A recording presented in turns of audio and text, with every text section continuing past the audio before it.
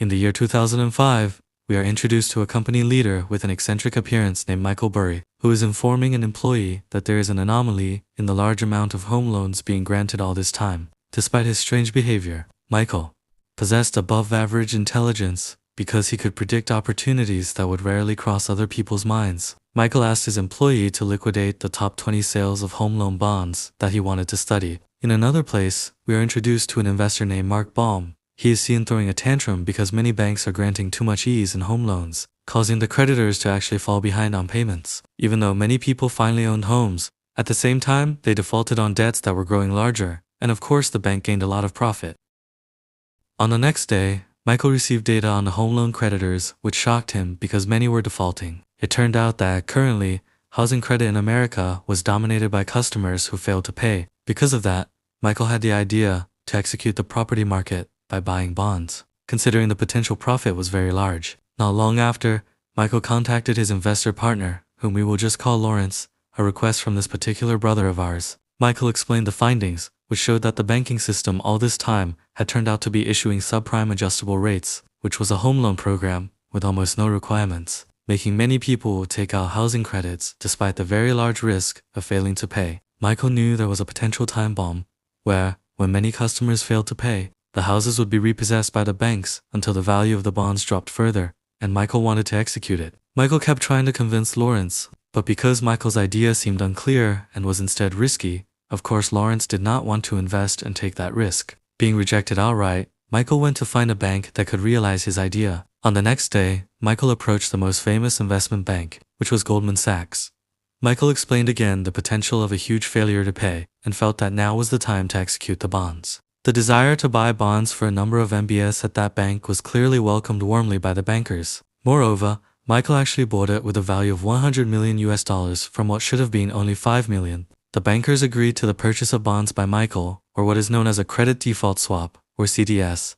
So a CDS is like insurance for bonds, where the bank will pay if one day the bonds collapse due to many creditors failing. But if the bonds rise and home loans become busier, then Michael must pay a monthly premium to the bank. The bankers laughed at him, because it seemed as if Michael was giving away money for free, because they were confident the property market would actually increase even more. From there, Michael went to another bank and bought bonds with a very large value, which was 200 million American dollars. The bank could not wrap their heads around it and thought Michael had gone crazy, and perhaps Michael was so wealthy that he would be willing to pay a very large premium to the bank later on. At night, the bank held a party because it felt as though they had just received a lot of money from Michael. That made a property bond salesman, whom we will just call Collins, curious about what Michael had done and wanted to find out further. A few days later, Michael was contacted by Lawrence, who thought he was crazy for buying bonds as much as 1.3 billion American dollars. But for some reason, Michael remained confident that all his analysis results were definitely correct, and one day a time bomb of banking destruction would occur, because many were defaulting on home loan installments.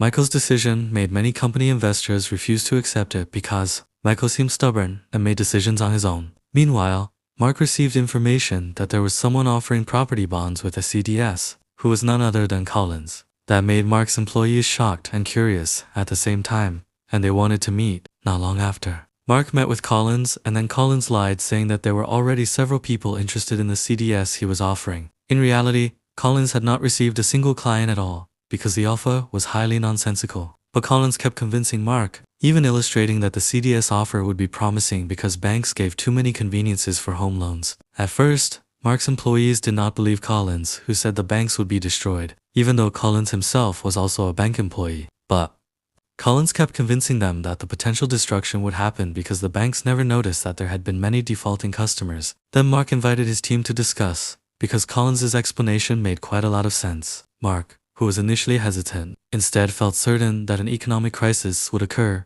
if too many bank customers defaulted. Because of that, Mark would find out first before deciding whether to buy the CDs.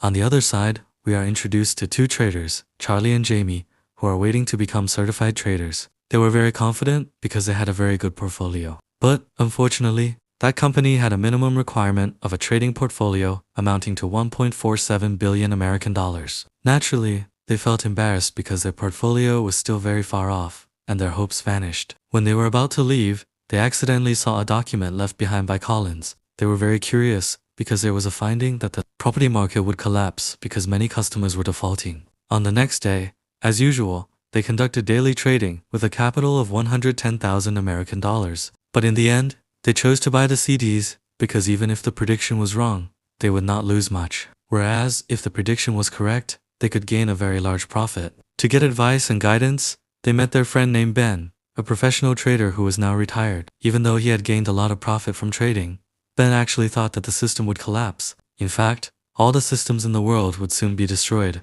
Meanwhile, Mark's subordinates began checking every housing estate to confirm the analysis from Collins. They found that many customers were defaulting and transferring it to other people. There was even a loan under the name of a pet dog, but somehow the bank managed to give an approval or an ACC.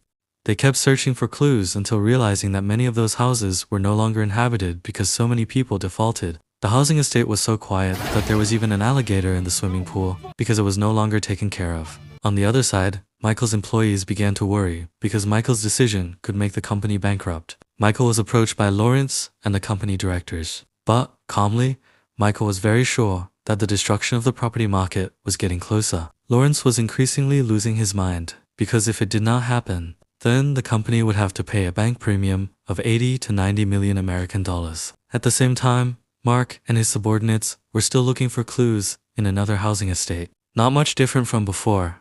Mark realized that the estate did not have many residents, plus it was filled with several immigrants. Then Mark met with the property entrepreneurs and it seemed to show something different, because within just 4 years, the value of the property could rise by tens of %. But being too eager for more profit, the banks sometimes did not verify the borrower's data. The most important thing was that the houses could be sold. There was even an adjustable credit mechanism, or a credit that is adjusted. Mark met one of the credit recipients who worked as an exotic dancer. Mark was very shocked because with an insignificant income, that woman could actually have up to 5 home loans and a condominium. Finally, Mark ordered his subordinates to contact Collins because he wanted to buy a CDS worth 50 million American dollars. Initially, Mark's subordinates tried to convince him otherwise, but Mark was very sure that the destruction of the property market and banking would soon happen. Not long after, Mark's subordinates contacted Collins. If Mark was going to buy the CDS, of course, it made Collins very happy, because finally there was a client who believed in him. In another place, Charlie and Jamie tried to contact Ben to ask for help, but because Ben already knew their purpose, Ben immediately ended the call. They kept trying until they were finally reconnected and asked Ben to read an email containing the prediction of the collapse of the property market and banking. At first, Ben was not interested, especially since he was retired. But after reading all the analysis results, finally Ben would help them by buying the CD. On the next day, Ben met Charlie and Jamie, then said he would buy the CDs as a requirement for them to become professional traders on Wall Street. Ben did mention advising them not to work on Wall Street, but because that was their dream, Ben chose not to interfere too much in that matter. 2 years later, precisely in 2007, Mark began to feel skeptical because the predicted destruction had not happened yet. In fact, property kept rising. That made Mark very angry because they had to pay a fairly large bank premium. If all of that was not proven, the company would soon make a decision to sell it back so as not to lose more. But Mark pleaded with the company directors to be more patient and wait until the time arrived. Then Mark met the company consultant to find a way not to pay too large a bank premium. Mark felt as if he was being played with, even though the property market level should have dropped. Meanwhile, Michael kept calculating the losses and it had touched minus 11.3%, a very large number, especially since Michael bought a lot of CDs. Michael, who was always relaxed, was truly very angry and felt a bit of regret. At the same time, Charlie and Jamie were also annoyed because they had to pay a premium of $70,000 or because the prediction never seemed to happen. Aside from Charlie, Jamie, and Michael, Mark was also very angry and went straight to Collins because it felt like they had been played with. Collins could only stay silent, receiving all the insults, because from the beginning he had also explained that it was only an estimate and there was no system guideline. Sometime later, a meeting of traders who bought CDs and investors was held in Las Vegas. They came with mixed feelings because up to this day, the prediction had not happened, especially since the value of property was getting even higher. Meanwhile, Charlie actually suggested buying more CDs, but Charlie did not know yet whether that decision was correct or would instead lead them into trouble. They then began to discuss with Ben so there would be input in another place. Michael began to feel desperate and had to sell several company shares to cover the bank premium because the losses had reached 19.7%. Michael was forced to do all of that despite being afraid that his company would go bankrupt.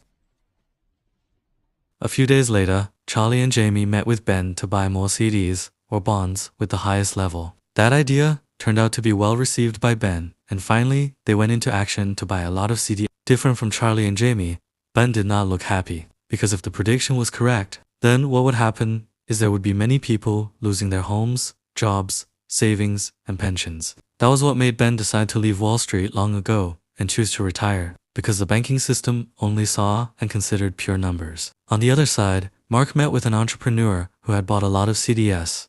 Mark found facts that were even more horrifying compared to what Michael found, because the banking products by themselves would collapse due to the system. Mark was very conscious that even though it was a profit for him, Mark could not imagine what kind of destruction would happen later. Now, Michael preferred to spend time playing the drums because he was confused about what else to do. Michael's feelings kept getting mixed up because if his prediction was correct, then he would make a huge profit. But there would be many people in the community losing their jobs. But if his prediction was wrong, then it was certain that Michael's company would be the one to go bankrupt. Michael sent a message to the company investors so that no one would resign, because Michael had been given the trust to make decisions. Michael remained confident that the idea and system of the MBS was a fraud that was only waiting for a time bomb to explode. In April 2007, that time bomb began to create small sparks where one of the banks guaranteeing housing credit was declared bankrupt. Charlie and Jamie then realized that this was the horrific time they had been waiting for all along. Not much different from Michael and Mark. They were urged by investors to sell the CDS they bought, but Mark was stubborn and did not want to sell because he felt sure that the prediction would happen. Mark chose to turn a deaf ear and remained firm on his decision. Returning to Charlie and Jamie, they met a Wall Street Journal journalist to report their findings that the banking system would soon be destroyed because there was a manipulation of the bank system and even the stock market on Wall Street. Of course, the journalist was interested, but he worried it would cause fear in the public. In a short time, many companies wanted the CDS, but that was beyond Mark's prediction, although his prediction took a bit longer to happen. Instead, Mark looked increasingly unhappy because it was as if they were taking profit in the midst of a disaster that befell many people. Meanwhile, Michael was contacted by the bank, wishing to discuss a profit agreement that would be received. The bank began to realize what Michael said in the past was going to happen before long. Michael felt mixed emotions, and it made him even more in a dilemma, exactly like what Mark felt. Meanwhile, Mark was called by the company directors because they received news that several banks whose CDS had been bought by Mark experienced losses. That further confirmed that Mark's decision was correct and the company would gain a lot of profit. But of course, they were still in a dilemma, because if the banking collapsed, then the destruction would be real and there would be 1 million citizens who would not have a place to live. 1 year later, precisely in March 2008, the bankers and investors held a closed meeting discussing the sustainability of banking. In the middle of all that, those who attended were very shocked because they received information that many banks experienced a drop in stock values by more than 50%. Not long after, the destruction that had been predicted finally happened. Many employees had to stop working, even Wall Street fell. Seeing that, Charlie and Jamie also felt sad because there would be many unemployed people and citizens who lost their homes. Even though Mark gained profit because he had bought a seat, he was not happy at all because the economic system was instead destroyed. Meanwhile, Michael was not much different from Mark, to the point that he decided to close the company. Michael then distributed his profits to the company investors. Michael calculated that the profit he obtained from that economic destruction was 489%, with the total profit reaching 2.69 billion American dollars. Charlie and Jamie were also very gloomy, like Mark and Michael, because they could not believe this economic destruction. They could only stay silent, looking at the empty stock market, because all the workers had been laid off. Returning to Mark, finally he decided to sell the CDs, because he felt as though Mark was like a criminal, raking in profit in the midst of many citizens who failed to own a home. Mark, who bought the CDs as much as 50 million American dollars, gained a profit of up to 1 billion American dollars. The economic destruction made pension funds as much as $5 trillion. Real estate prices and bonds disappear because the value of the dollar no longer had any worth. Now, as many as 8 million people lost their jobs, and 5 million people failed to own a house. After that crisis, Michael tried to contact the government to explain how he could know if the banking system would collapse. But unfortunately, the government side did not respond at all. Instead, Michael was audited up to 4 times and interrogated by the FBI. Finally, Michael left the financial company and started another business in a field, focusing on water supply, because Michael believed in the time to come, America would have difficulty with water. And finally, the film adapted based on a true story ended.